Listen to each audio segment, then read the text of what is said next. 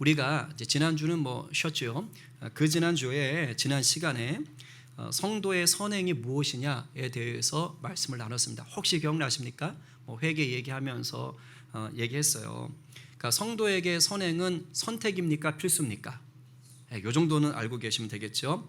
왜냐하면 우리가 선행을 해서 구원을 얻는 것은 아니지만 구원을 받았다면 그때부터는 선하게 살아야 되는 거예요. 그러니까 예수 믿는 것 자체가 뭐냐면 예수님을 닮아가는 삶이잖아요. 그렇죠? 자, 그러니까 예수님을 닮아간다는 건 뭐냐? 우리가 예수님을 성경에서 요한복음 보면 선한 목자라 그러잖아요. 그러니까 예수님을 닮는다는 건 예수님의 선하심을 우리가 닮아가는 거예요. 그래서 예수님의 선한 성품을 닮아가면서 우리가 복음을 증거하는 제자로 살아가는 것입니다.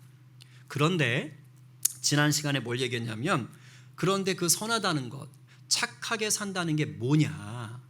우리가 요것도 좀 분별할 필요가 있다 그랬어요. 왜냐하면 우리가 그냥 착하게 살면 세상적인 기준으로 착한 거를 생각할 수 있잖아요. 그런데 믿는 자가 얘기하는 믿는 자에게 선행을 얘기한다는 건 세상에서 얘기하는 착한 것과는 다르다라고 얘기했어요.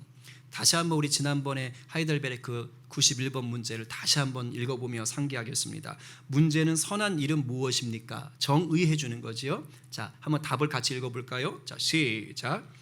우리 자신의 의견이나 사람의 관습에 따라서 하는 것이 아니라 하나님의 율법에 따라서 하나님의 영광을 위하여 참된 믿음으로만 행하는 일이 선입니다. 아멘. 이걸 좀 기억해 둘 필요가 있어요. 그러니까 착한 일이라는 건 착하게 산다는 건 그냥 내가 생각할 때 착한 것 아니면 세상 사람들 세상의 기준으로 볼 때 착하다고 하는 것 그게 우리 주님 보시기에도 무조건 착하냐? 그게 아니라는 거예요. 물론 많은 경우 세상에서 착하다고 여기는 게 하나님 보시기에도 착합니다. 왜냐하면 일반 은총이 있기 때문에 기본적으로는 많은 부분이 하나님 보시기에 좋은 것이 세상 사람들 볼 때도 좋다고 여기긴 해요. 많은 부분은 예를 들어서 하나님의 법이나 세상의 법이나 살인하는 거, 도둑질하는 거 이거 좋게 봅니까? 이건요 북한 가도 나빠요. 이건 다 나빠요. 그리고 어려운 이웃을 도와주는 것 아니면 정직하게 사는 것 이건 세상에서도 성경에서도 다 선한 것으로 얘기합니다. 이렇게 일반 은총적인 것이 굉장히 많아요. 그런데 의외로 하나님을 대적하는 세상의 법들, 세상의 관습들도 적지 않습니다. 그러니까 제가 지난 시간에도 얘기했지만 대표적으로 오늘날 시대에는 뭐가 있냐면 동성애라든가 마음대로 생물학적인 성을 바꾸려고 하는 것들이 대표적입니다. 왜냐하면 성경은 하나님의 법은 명백하게 이것을 죄라고 얘기를 해요. 분명히 죄라고 합니다. 근데 오늘날 어떻지요? 오늘날 정말 적지 않은 사람들이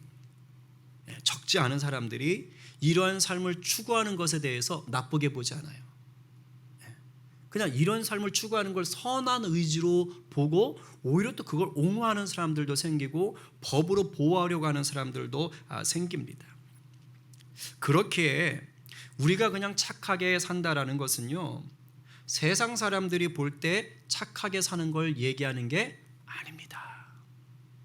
우리가 착하게 산다는 것은 아까 91번 답 있잖아요. 율법을 따라 즉 하나님의 법인 율법을 지키며 사는 게 착하게 사는 거예요. 방금도 말했지만 우리가 하나님의 법인 이 율법을 지킬 때 대부분의 세상 사람들도 좋게 봅니다. 왜냐하면 거의 일반 은총 안에서 많이 이렇게 겹쳐요. 근데 그게 100% 전부는 아니라고요. 조금 전에도 얘기했지만 세상의 법과 세상의 선한 것과 하나님의 선한 것이 충돌하는 게 있어요. 그렇기 때문에 우리는 하나님의 법을 붙잡아야 돼요. 이 하나님의 법을 붙잡을 때 세상 사람들은 손가락질합니다. 니네 왜 이렇게 니네만 옳다고 그러냐? 니네 왜 그런 사람들을 싫어하느냐? 사실 싫어한다기보다는 그 자체를 죄로 여기는 거지 그 영혼에 대해서는 굉장한 긍휼의 마음을 또 갖게 되지요. 그래서 우리가 정말 하나님의 법을 따라 선하게 살면은요 반드시 핍박이 있습니다. 이건 성경에 예수님이 말씀하신 거예요. 근데 그럼에도 불구하고 우리는 하나님의 법을 따라가야 합니다. 그것이 믿음으로 사는 길이고요. 그것이 선으로 악을 이기는 길이기 때문입니다. 믿으십니까? 아멘이요. 너희는 악에게 지지 말고 선으로 악을 이기라 라고 말씀했잖아요. 그러니까 이걸 아셔야 되는 거예요. 그러니까 선이 무엇인지 아셨죠? 자, 오늘부터 하이델베르크는 아까 말했던 대로 그 91답에서 율법을 따라 지킨다 그랬잖아요. 선행이. 그래서 이제 율법에 대해서 하이델베르크가 얘기하는 거예요. 율법에 대해서. 예수 믿는 자가 선을 행하도록 길잡이를 해주는 율법. 그러니까 예수 믿는 자가 선을 행하도록 지도 역할, 길잡이를 해주는 그 역할을 해주는 그 율법에 대해서 이제 하이델베르크가 쭉 얘기합니다. 자, 그런데 여러분, 율법하면 여러분들이 뭐가 생각나세요? 율법주의 뭐 이런 거 말고 율법하면 잘 안 들리네. 에어컨 소리가 커서 그런가? 보통 우리가 하나님의 율법 뭐 이렇게 하면 말씀 생각하죠. 예, 성경을 생각합니다. 자, 그런데 좀 더 구체적으로 얘기하면 뭐가 됩니까? 율법하면 히브리어로는 토라라 그래요. 토라. 그래서 모세 오경을 얘기합니다. 창세기, 출애굽기, 레위기, 민수기, 신명기. 이렇게 하나님이 모세에게 주신 출애굽해서 하나님이 그 광야 가운데서 하나님 모세에게 주셨던 그 말씀 5가지를 보통은 율법을 구체적으로 얘기할 때 얘기하는 거예요. 그러니까 보통 율법은 말씀 전체를 얘기하기도 하지만 때로는 모세 오경을 얘기한다. 그래서 예수님이 이따가도 보겠지만 이것이 율법과 선지자의 강령이다라고 얘기할 때가 있어요. 신약에서. 그럴 때 율법과 선지자라고 하는 것은 뭐냐면 율법은 모세 오경, 그리고 선지자는 선지서, 예언서를 얘기하는 거예요. 그러니까 예수님이 율법과 선지자의 강령이다 할 때는 뭐예요? 구약 성경 전체를 얘기하시는 거예요. 예수님 계실 때는 아직 신약 성경이 안 쓰여졌으니까 그때 성경은 구약을 얘기하는 거예요. 그렇죠? 자, 그런데 이제 하이델베르크에서 얘기하는 율법은 뭐냐? 율법에 대해서 얘기하는데 하이델베르크에서 말하는 율법은 10계명을 얘기하는 겁니다. 10계명을. 왜냐하면 10계명은 율법의 핵심이에요. 뭐라고요? 율법의 핵심. 그래서 오늘부터 꽤 이제 일단 10개잖아요. 그죠? 또 오늘 이제 서론이니까. 그래서 10계명에 대해서 배울 거예요. 근데 사실 10계명에 대해서 제가 이미 나눴나요? 안 나눴나요? 이걸 안 나눴어야 할 때 기뻐해야 되는지 슬퍼해야 될지 모르겠네. 제가 2018년도에 이미 아주 한 계명씩을 다 쪼개가지고 깊이 있게 나눴어요. 배들기도의 시간에 이미 나눴고 얼마 전에도 한번 이렇게 전체를 나눴던 적이 있습니다. 그러나 또 감사한 것은 우리에겐 또 은혜가 있잖아요. 아침마다 새롭고 늘 새로우니. 아침마다 새롭고 늘 새로우니 이미 우리들 기억 속엔 흔적도 없이 사라졌죠. 얼마나 감사한지 몰라요. 그래서 또다시 배워도 우리에겐 새로운 은혜가 될 줄로 믿습니다. 아멘. 뭐 2018년도에 했던 걸 그대로 하지는 않습니다. 그대로 하지 않고 또 하이델베르크 요 내용을 따라서 가니까 여러분들이 또 도움이 될 겁니다. 자, 유대교에서 이제 그 랍비들이 찾아낸 건데요.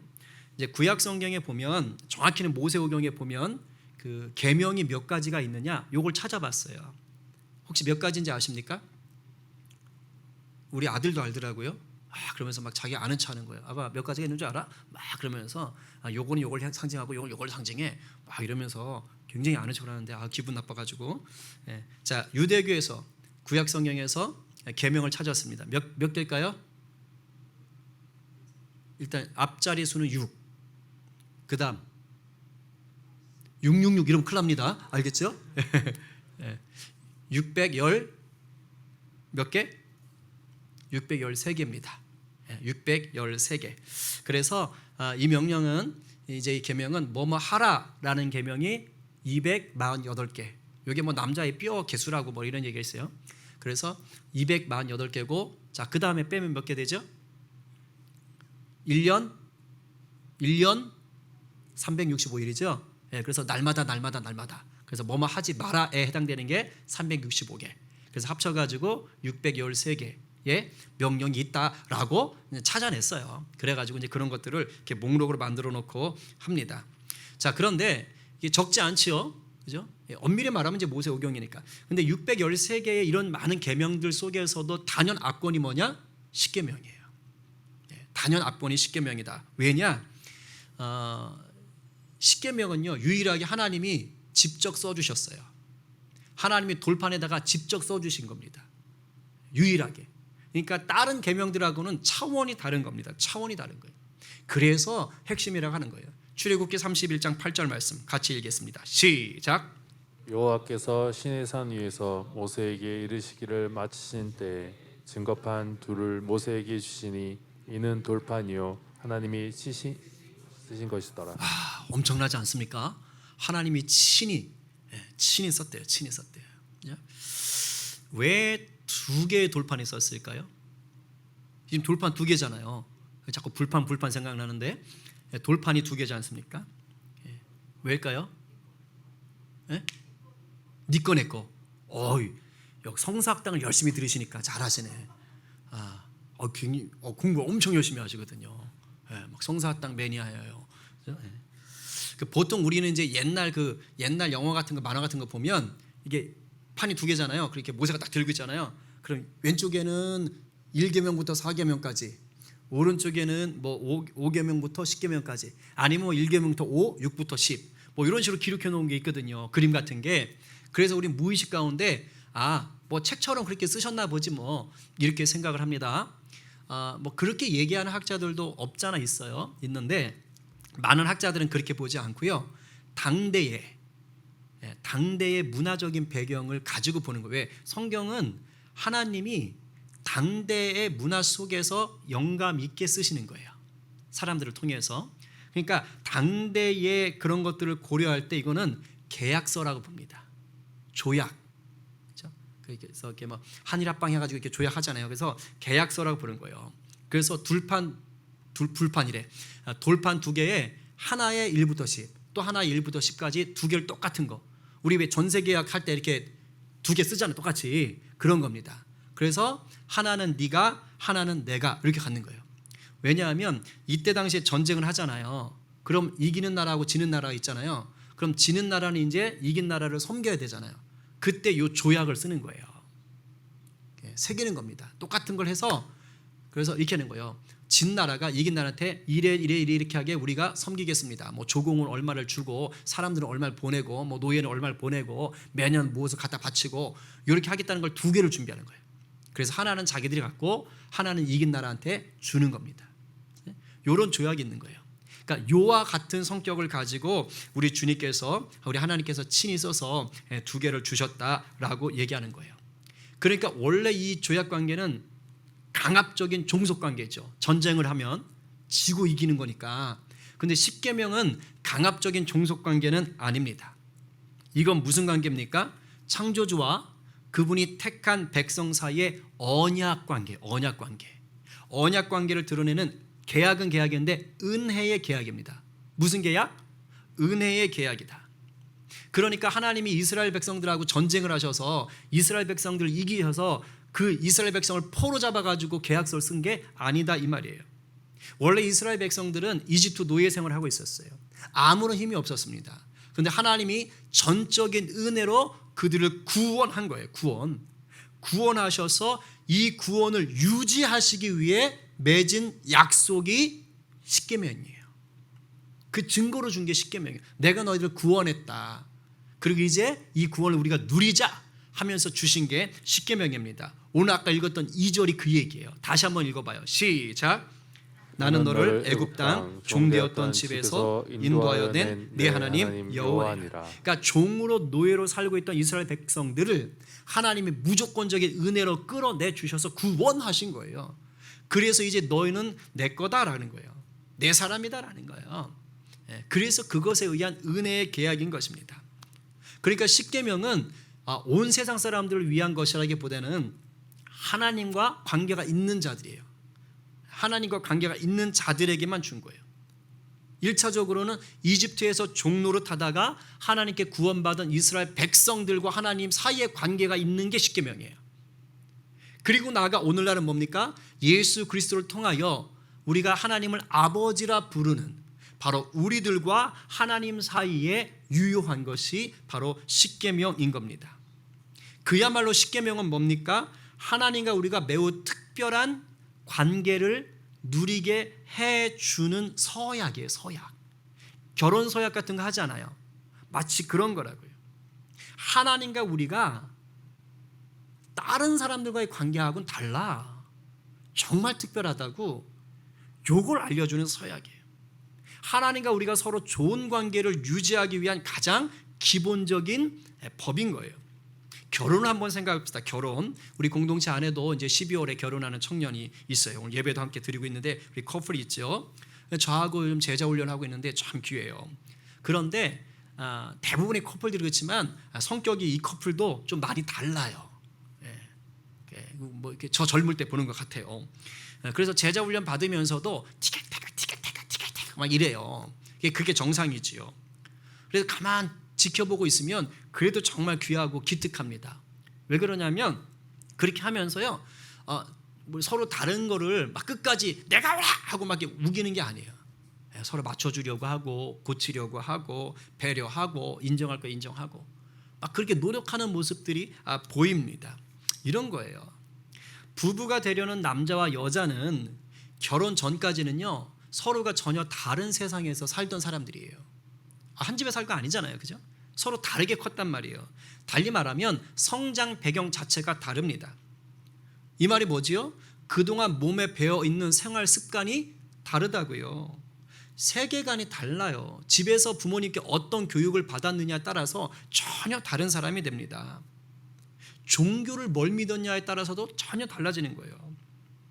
연애할 때 한창 좋을 때는 막 잘 맞는 것 같고 막 서로 잘 통하는 것 같죠? 다 착각입니다. 착각이에요. 눈에서 착각의 비닐이 벗겨지는 순간 다 깨닫게 된다니까요. 다 속는 겁니다.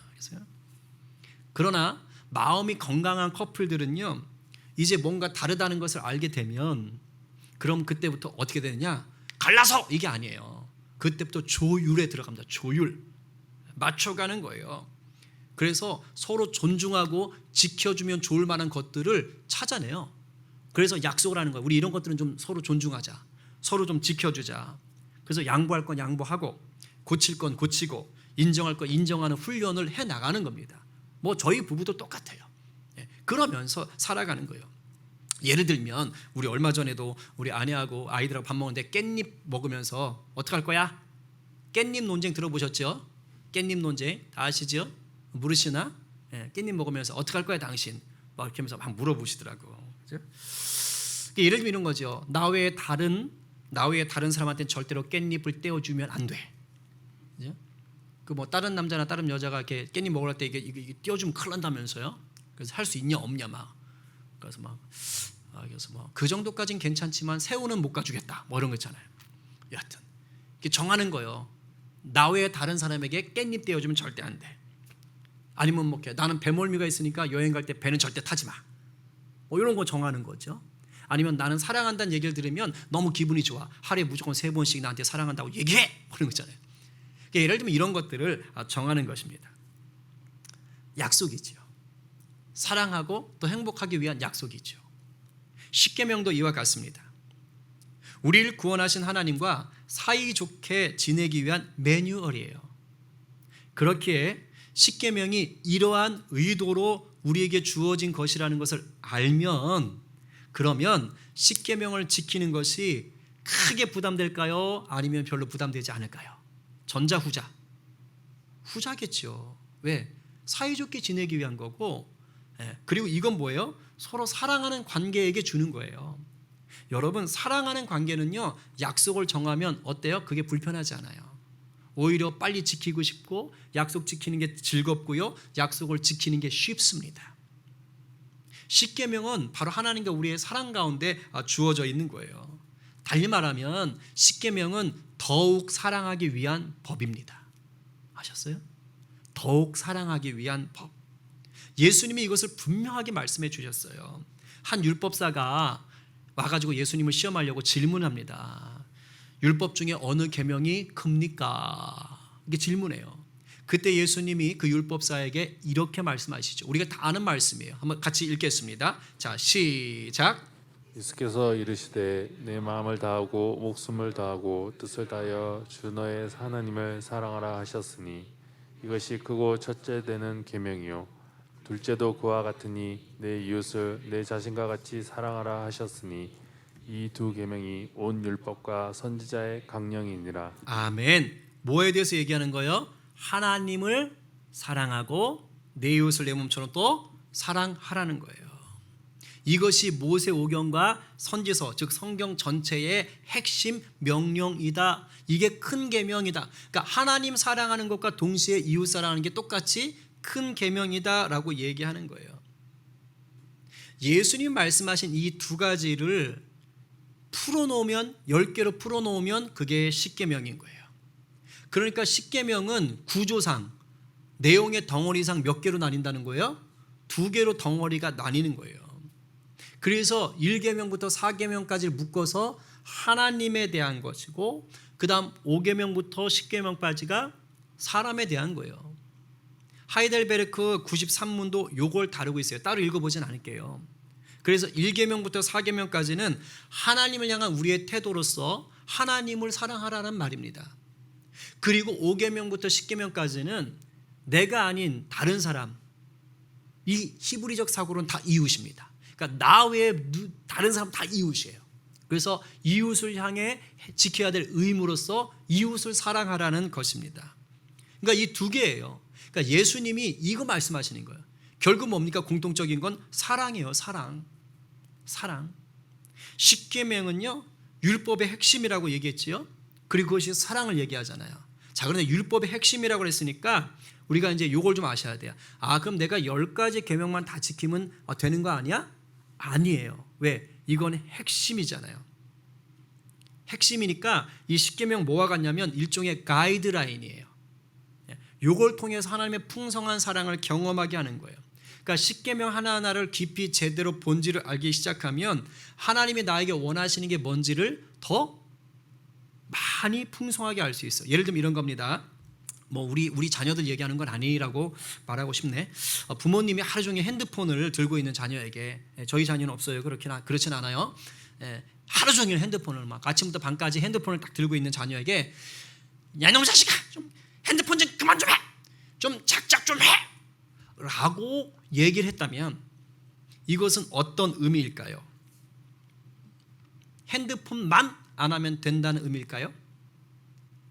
이놈아 핸드폰 좀 작작 좀 해, 그만 좀 해. 이것을 우리는 얼핏 들으면 핸드폰 하루 종일 붙잡고 있으니까 그러면 핸드폰만 안 하면 되나 보다 라고 생각할 수 있습니다. 그러면 핸드폰 대신 하루 종일 PC 하고 있으면 되나요? 그건 아니잖아요. 물론 하루 종일 핸드폰을 들고 있다면 그건 중독입니다.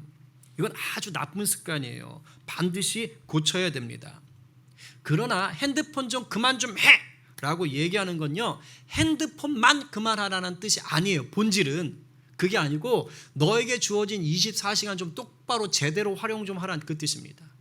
시간을 좀 똑바로 쓰라는 거예요. 어느 하나에 완전히 꽂혀가지고 어느 하나에 매여가지고 중독 수준으로 빠져들지 말라는 의미가 있는 거예요. 사실은 그 얘기를 하고 싶은 것입니다. 그래서 이 십계명도 똑같습니다. 십계명을 비롯한 성경 속의 모든 계명을 보실 때 각 계명의 본질이 어디에 있는지를 좀 살펴보시기 바라요. 그래야지 하나님과 우리의 사랑이 깊어지는 거예요. 예를 들면 하지 말라라는 명령이 있잖아요. 십계명도 8개가 하지 말라예요. 2개만 뭐뭐 하랍니다. 하지 말라가 훨씬 많아요. 그러면 하지 말라는 명령이 딱 있을 때 뭘 생각하시면 되냐면 반대를 생각하세요. 그럼 뭘 하라는 거지? 이걸 생각해 보시는 거예요. 보통 뭐뭐 하지 마라, 뭐뭐 해라, 이건 명령이잖아요. 근데 뭐뭐 하지 마라라는 것은 소극적인 명령이라고 그래요. 그것만 딱 해. 근데 뭐뭐 하라는 건 적극적인 명령이라고 그래요. 그런데 이 소극적인 명령인 뭐뭐 하지 말라에는 항상 뭐가 담겨 있느냐? 뭐뭐 하라라는 적극적인 명령을 의미를 담고 있어요.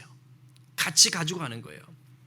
그러니까 성경 속에 뭐뭐 하지 마 이런 명령이 딱 나오면 생각하는 거예요. 그럼 하나님 뭘 하라는 거지? 내가 이걸 통해서 뭘 하는 게 좋을까? 이걸 자꾸 찾는 훈련을 해보시는 거예요. 그러면 하나님이 그 계명을 주신 진짜 의도가 어디에 있는지, 본질이 어디에 있는지를 아는 거예요. 예수님이 복음서에서 산상순 그 뒤쪽 가면서 복음의 본질, 계명의 본질을 다시 알려주는 게 바로 이런 의미인 것입니다. 예를 들어서 6계명이 뭡니까? 6계명 살자로 시작됩니다. 6번째 계명, 살인하지 말라. 살인하지 말랍니다. 자, 그러면 이 계명은 뭐예요? 살인하지 말라고 했으니까 다른 사람을 죽이지만 않으면 되나요? 우리는요 이렇게 쉽게 생각합니다. 살인하지 말라 그랬으니까 다른 사람의 목숨을 끊지만 않으면 되는구나, 죽이지 않으면 되는구나. 그러면 죽지 않을 정도로 패면 괜찮나요? 그럼 괜찮아요? 죽지 않을 정도로만 패면 괜찮은 거예요? 아니면 이게 내가 이렇게 물리적인 폭력을 써서 살인하는 개념이니까 내가 옆에서 계속 말로 아니면 글로 계속해서 아주 달달달달달 볶아버려가지고 그냥 죽을 것처럼 볶아버리면 그건 괜찮나요? 그 댓글 이런 것 때문에 막 자살하는 분들 있잖아요. 그런 거는 내 직접적으로 살인한 게 아니니까 괜찮나요? 그러니까 우리가 잘 생각해야 되는 거예요. 살인하지 말라 이 말을 그냥 사람을 목숨을 죽이는 걸로만 생각하면 그냥 죽지 않을 정도로 때리는 것, 아니면 말이나 글로 그 사람을 아주 못 살게 구는 것, 이런 건 괜찮다고 착각할 수가 있습니다. 하나님이 이 계명을 준 진짜 의도가 뭘까요? 그럼 이제 적극적으로 생각하는 거예요. 어떻게 하라는 거지? 어떻게 하는 것이 정말 하나님 말씀 좋아하시는 걸까? 여러분, 살인하지 말라는 계명의 본질이 뭡니까? 생명을 천하보다 소중하게 여기라는 거예요. 왜죠? 우리 사람들의 생명 누가 창조하신 거예요? 하나님이 하나님의 형상을 따라 우리를 지으셨어요. 그리고 혹 믿든지 믿지 않든지 믿는 자라면 예수 그리스도의 보혈값으로, 피값으로 사신받은 생명이고요. 아직 믿지 않는 자라면 그가 언제일지 모르지만 그리스도의 보혈로 하나님의 사람으로 거듭날 수 있는 사람이라고요. 그런 생명이라고요. 근데 그런 생명에 대해서 우리가 함부로 대한다? 하나님 이거 싫어하는 거예요. 그러니까 살인하지 말라는 얘기 속에는 단순히 사람을 죽이지 말라는 것이 있는 게 아니에요. 하나님이 우리를 귀하게 창조하셨다, 우리를 걸작품으로 만드셨다라는 그런 생명의 고귀함이 담겨 있는 것입니다. 그 본질을 생각해내라는 것이에요. 이렇게 십계명의 본질을 알 때 우리가 하나님을 더 깊이 누릴 수가 있는 것입니다. 이제 정리합니다. 믿는 자는 선한 목자 되신 우리 주님을 따라서 선행을 베풀어야 됩니다. 아멘이시죠? 아멘입니다. 그러면 선행이 뭐라 그랬어요? 내 생각, 세상의 생각? 아니요, 율법. 율법을 따라 지키는 거라 그랬어요. 그런데 율법의 핵심은 뭐라 그랬죠? 십계명. 이 십계명은 일종의 계약서라 그랬습니다. 우리를 구원한 하나님께서 우리와 깊은 친밀함을 누리기 위해서 주신 사랑의 언약이라 그랬어요. 그러니까 강압적인 주종 관계가 아니라 사랑의 언약입니다. 자, 그런데 하나님과 우리가 친밀함을 누리기 위해서 주신 사랑의 언약이라고 생각하니까 그럼 우리가 하나님만 사랑하면 되는가 보다? 맞아요, 틀려요? 틀리죠. 십계명에 두 가지 구조 있잖아요. 하나님만 사랑하라고 준 것이 아니라 동시에 누구도 사랑하라? 이웃도 사랑하라고 주신 거예요. 왜일까요? 하나님을 사랑하는 건 이웃을 사랑하는 것을 통해서 완성되기 때문이에요. 이걸 아셔야 돼요. 그래서 사도 요한도 말하잖아요. 그죠? 그래서 하나님 사랑의 진짜 완성은 뭐냐? 이웃을 같이 사랑할 수 있는 것으로서 최종적으로 완성이 되는 것입니다. 그래서 예수님이 이것을 확실하게 못 박아 주신 거예요. 하나님 사랑, 이웃 사랑이 계명의 본질이다. 그렇기 때문에 우리가 율법을 지켜서 하나님께 영광 돌리는 선한 사람이 되기 위해서는 어디 안에 거해야 돼요? 사랑 안에 거하시면 됩니다. 사랑 안에. 그래야 율법이 나를 올가매는 올무가 되지 않아요. 안 그러면요, 막 십계명 지켜라, 뭐 지켜라, 뭐 지켜라, 뭐 지켜라. 그럼 우리가 율법주의자가 돼요. 이걸 어떻게 지켜? 너무 답답해. 어차피 퍼펙트하게 못 지킵니다. 그런데 본질을 아는 거예요. 정말 하나님의 사랑 가운데 거하잖아요. 우리가 왜 이것을 지켜야 되는지 알잖아요. 그러면요 이게 부담이 아니라 당연히 내가 해야 될 것으로 와 닿는 거예요. 왜? 그리스도의 사랑 은혜가 막 내 안에 있으니까. 그래서 무엇보다 우리가 추구해야 될 것은 사랑 중에서도요 하나님과의 사랑입니다. 하나님과의 그 친밀함 속에 계속 들어가야 돼요. 딴 거 없어요. 말씀, 기도, 찬양 붙잡으셔야 돼요. 세상 없어도 이거 놓고는요 하나님과 친밀함 누릴 수가 없어요. 말씀, 기도, 찬양 붙잡으셔야 돼요. 예배하셔야 돼요. 이거 없이 어떻게 하나님과 친밀함을 누립니까? 하나님과 친밀함이 없이는요 이웃을 사랑할 수 없어요. 그냥 세상적인 사랑, 선행은 보일 수 있지만 하나님이 기뻐하신 그 진짜 사랑을 흘려 보낼 수가 없어요. 왜? 하나님께서 나에게 주시는 사랑이 없는데. 그래서 하나님과의 사랑 안에 먼저 거해야 그 사랑이 내게서 흘러 넘쳐서 이웃에게 나가는 것입니다. 오늘 누가 율법의 본질인 십계명의 본질인 사랑 가운데 더 과하기를 갈망하시겠습니까? 오늘 누가 말씀을 따라서 사랑을 전하며 선한 목자 되신 우리 주님을 닮아가시겠어요? 오늘 이 말씀 앞에서 좀 내가 십계명을 다시 해석해내면서 십계명이 우리에게 주신 사랑의 언약인 것을 기억하고 더 사랑을 갈망하기로, 우리 주님과의 더 깊은 사랑을 갈망하기로 결단하는 저와 여러분 되기를 간절히 축복합니다. 아멘이에요.